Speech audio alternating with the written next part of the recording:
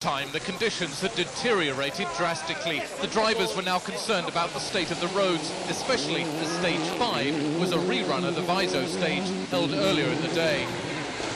On tyres cut deep to add traction, Tommy Mackinnon ploughed his way through the mud, but no longer was being first on the road an advantage. Mackinnon regretted not opting for the mud tyre as he struggled to finish fifth.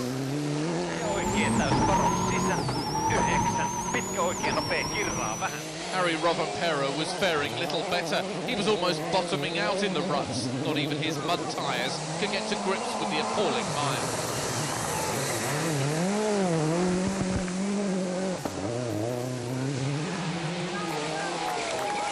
Carlos Sainz said these stages were the worst he'd ever seen. Not that that seemed to matter.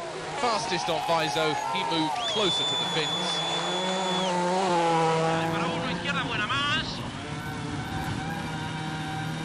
Para principio en quinta, ahí va, ahí va. Muy bien. Rasante en derecha, buena más, poco de tierra. Marcus Grunholm was still hoping that the cars ahead would slide off, but the speeds were slow enough to make crashing less of a risk than drowning. Colin McRae was stagnant in 7th. More than anyone, he wanted the rally cut short because of the conditions. And 3 right, opens. With the visibility worsening, stages 6 and 7 were cancelled. Disappointed, the loyal Portuguese fans trudged off to find stages 8 and 9, hopeful that they would run. But a break in the weather was enough to make stages 8 and 9 safe enough to run. But by now, this was more like surfing than rallying. Great walls of brown water soaking the fans. Rovanperä was fastest on stage 8, but on stage 9, his engine started overheating. He set 5th fastest time, but had to pull over, filling his water bottle from a stream to try and cool down the car. Okay, man. By now, Sainz was now within 2 seconds of Rovanperä.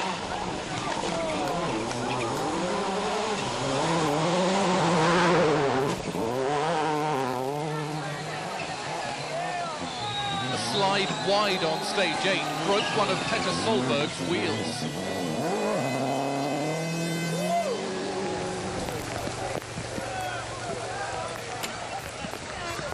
Desperately, he and Phil Mills tried to fix it.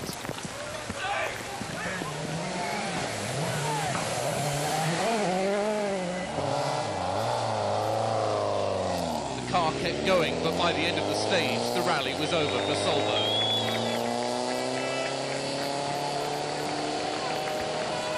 The stars were now beginning to fall like flies. Stage 8 also claimed Colin McRae, who has now failed to score on all 3 rallies this year.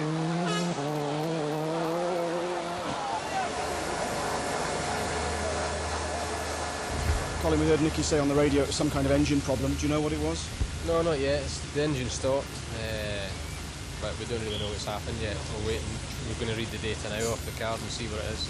Any indication that it was starting to run rough? Or? No, just lost a bit of power, about half a kilometre from where it stopped, and that was it. It's never easy asking this question, but how do you feel at this exact moment? Well, okay. We weren't really in a